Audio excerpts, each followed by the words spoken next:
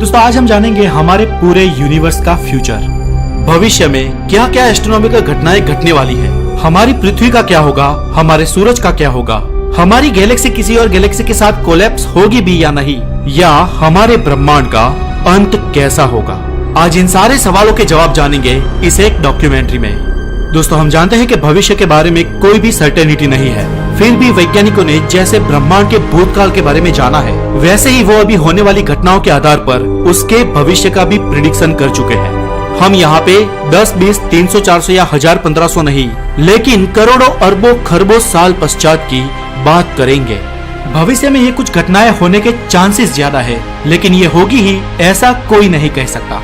Welcome back to the knowledge. मैं हूँ हितेश गिरी गोसाई और चले जानते हैं हमारे यूनिवर्स के फ्यूचर को टाइम लैप्स के जरिए। फिलहाल हमारे वर्तमान से हम अपने फ्यूचर की ओर आगे बढ़ रहे हैं। सिविलाइजेशंस की प्रोग्रेस से लेकर मंगल पर कॉलोनाइजेशन, हमारा विकास हो रहा है और बहुत ही फास्ट स्पीड से हम भविष्य में आगे बढ़ रहे हैं। सब कुछ बदल रहा है। इस धरती ने हमारी सभ्यता देखी, हमारी सभ्यता का विकास देखा और हमारी सभ्यता का अंत भी देखेगी। इस दुनिया में चाहे कोई भी सभ्यता हो, कोई भी पदार्थ हो या कोई भी ठोस वस्तु हो, वो हमेशा के लिए नहीं है। हर चीज का एक न एक दिन खत्म होना निश्चित ही है। संपूर्ण मानव सभ्यता कितनी भी विकसित हो जाए, लेकिन समय के सामने नहीं टिक सकती और एक न एक दिन उसका अंत होना तय है। इस धरती ने कई कटाव देखे, काफी सारे हिमयुग देखे और कई सारे प्रलय देखे। भविष्य में लाखों साल बाद चांद पर उल्काओं की रचकनों के कारण इंसानों के कदम भी मिट जाते हैं। 3 बिलियन ईयर्स लेटर सूरज धीरे धीरे फूल रहा है, बड़ा हो रहा है। वो अपने आप को रेड जायंट में परिवर्तित कर रहा है। पृथ्वी की गर्मी इतनी बढ़ चुकी है कि यहाँ का अब एवरेज टेम्परेचर 150 डिग्री सेल्सियस तक रहता है। पृथ्वी के सहित सूर्यमंडल के कई ग्रहों की रफ्तार धीमी होती चली जा रही है। 35 मिलियन ईयर्स लेटर मंगल के मून बिखर जाते हैं, टूट जाते हैं और शनि ग्रह के आसपास के वलय खत्म हो जाते हैं। सूरज की अग्नि अपनी सीमा पार कर लेती है और पृथ्वी के सारे ओशंस का पानी वेपोरेट हो जाता है। 4 बिलियन ईयर्स फ्रॉम नाउ हमारी मिल्की वे गैलेक्सी एंड्रोमेडा गैलेक्सी के साथ कोलाइड हो चुकी है। ग्रहों, तारों और पिंडों के बीच में बहुत ही अंतर होने के कारण टकराव बहुत ही कम जगह पे ही हुआ है। इन दोनों गैलेक्सी के मर्ज हो जाने के कारण एक बहुत ही बड़ी और विशाल नई गैलेक्सी का निर्माण हुआ है, जिसका नाम है मिल्की मेडा। 10 बिलियन ईयर्स के बाद सूरज अब रेड जायंट बन चुका है। वो अपने सारे हाइड्रोजन को हीलियम में कन्वर्ट कर चुका है। इसकी गर्मी इतनी है कि प्लूटो की बर्फ तक पिघल जाती है और अगले कुछ करोड़ों सालों में सन इतना फूल जाता है कि पृथ्वी के सहित सारे नजदीकी ग्रहों को निगल जाता है। उसके बाद अंत में सन खत्म हो जाता है, वो व्हाइट डॉर्फ बन जाता है। उसका टेम्परेचर बहुत ही धीमी गति से कम हो रहा है, वो फ्रीज होता जा रहा है।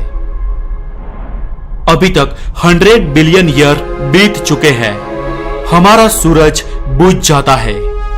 हाँ, इसी समय अंतराल में कई और स्टार्स का भी जन्म होता है, लेकिन खरबों पुराने स्टार एक के बाद एक खत्म होते जाते हैं, बिल्कुल हमारे सूरज की तरह। 3 ट्रिलियन ईयर्स हमारा यूनिवर्स बहुत ही एक्सपांड हो चुका है। उसकी एनर्जी बिखरती जा रही है। उसका फ्यूल धीरे धीरे चारों ओर स्प्रेड होने के कारण कम होने लगा है। यूनिवर्स का टेम्परेचर गिरता जा रहा है और कई सारे सूरज समय की मार से बुझते जा रहे हैं। 1000 ट्रिलियन ईयर्स बीत चुके हैं। इस समय को डिजनरेट एरा कहते हैं। हमारी गैलेक्सी के छोर पे हमारे सूरज से भी लाखों गुना बड़ा जो तारा था, वो भी व्हाइट डॉर्फ बन चुका है। UY स्किटी हमारी गैलेक्सी का सबसे बड़ा तारा। कभी हमारी गैलेक्सी के 10वें हिस्से को प्रकाशित करने वाला ये तारा फिलहाल सिर्फ हमारे चंद्र जितना ही प्रकाश उत्सर्जित कर पाता है। ऐसे कुछ और व्हाइट डॉर्फ नजदीक आ जाने से ग्रेविटेशन फोर्स की वजह से एक दूसरे में कोलैप्स कर जाते हैं। कुछ न्यूट्रॉन स्टार्स कोलैप्स करते हैं और कुछ स्टार अपने अंत के बाद सुपरनोवा विस्फोट के जरिए फूट पड़ते हैं। किसी भी तारे का अंत व्हाइट डॉर्फ नहीं लेकिन ब्लैक डॉर्फ होता है।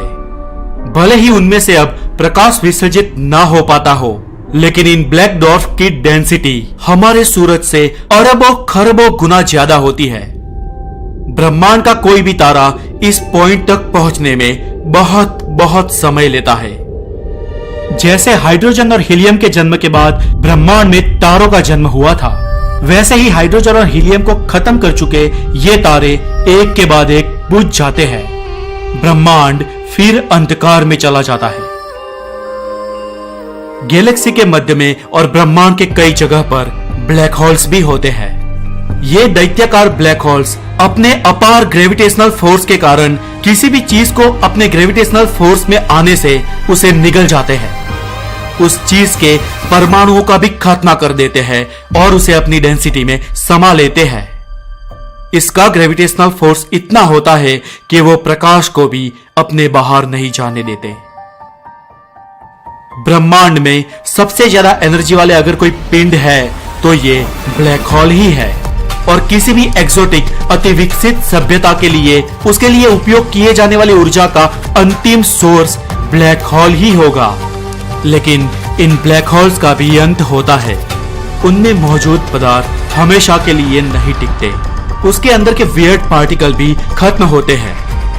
After 1000 trillion trillion trillion trillion years black hole के मरने के बाद की इस अवस्था को प्रोटॉन डिके कहते हैं। प्रोटॉन डिके ये थियरी है जो अभी तक प्रूव नहीं हो सकी है, लेकिन इस ब्लैक होल एरा में मैटर का सिर्फ एक पार्टिकल बाकी रह जाता है। अब स्ट्रिंग थियरी के मुताबिक सिर्फ स्ट्रिंग्स का वजूद है और डार्क मैटर का। ब्रह्मांड अपनी अंतिम अवस्था में है। इस अवस्था में वैज्ञानिकों ने ब्रह्मांड के अंत को लेकर 4 प्रेडिक्शंस किए हैं। एक है बिग रिप। बिग रिप की इस थियरी के मुताबिक ब्रह्मांड की ऊर्जा ब्रह्मांड को उस समय तक गति प्रदान करती रहेगी जब तक ब्रह्मांड का हर एक अणु टूटकर बिखर न जाए, और आखिर में एक पॉइंट के बाद ये एनर्जी पूरे ब्रह्मांड का इस हद तक विस्तार कर देगी कि उसका भयानक तरीके से महाविच्छेद हो जाएगा, और ये अवस्था कहलाएगी बिग रिप। ब्रह्मांड के अंत की दूसरी अवधारणा है द बिग फ्रीज। ब्रह्मांड में तारों के बुझ जाने के बाद और अपने विस्तार के कारण सारी ऊर्जा होगी तो सही लेकिन बहुत ही बड़े विस्तार में फैल जाएगी। ब्रह्मांड का एवरेज टेम्परेचर घट जाएगा और अंत में परम शून्य हो जाएगा, और ये होगी फ्रोजन यानी बिग फ्रीज अवस्था। ब्रह्मांड के अंत की तीसरी संभावना है द बिग स्लर्प अवस्था। यह एक नवीन संभावना है और हिग्स बोसॉन के व्यवहार पर निर्भर करती है। जैसे कि हम सब जानते हैं कि हमारे ब्रह्मांड को द्रव्यमान हिग्स बोसॉन प्रदान करता है, और हिग्स बोसॉन की एक अवस्था के कारण ब्रह्मांड में बुलबुलों का दौर शुरू हो जाएगा। जैसे कि एक बुलबुले के अंदर दूसरा बुलबुला होता है और दूसरे के अंदर तीसरा फूलता है, यानी ब्रह्मांड के अंदर एक और ब्रह्मांड पैदा होगा, एक और ब्रह्मांड के अंदर एक और ये विस्तार होता रहेगा। शायद हमारा आज का ब्रह्मांड भी किसी और ब्रह्मांड में विस्तृत हो रहा हो। और हमारे ब्रह्मांड के अंत की चौथी और आखिरी अवधारणा है द बिग क्रंच। यह अवधारणा बिग बैंग थियरी पर आधारित है। जैसे कि बिग बैंग से ब्रह्मांड उत्पन्न हुआ, वो फैलता जा रहा है, उसे फैलाने वाली श्याम ऊर्जा यानी कि डार्क एनर्जी है। ये डार्क एनर्जी ऊर्जा के अभाव के कारण इतने बड़े ब्रह्मांड को गति प्रदान करना छोड़ देगी, और ये ब्रह्मांड संकुचित होने लगेगा, और इसके सारे अणु, परमाणु और पार्टिकल्स इतने संकुचित हो जाएंगे कि फिर से बिग बैंग जैसी एक छोटी से बिंदु जैसी अवस्था में पहुंच जाएंगे।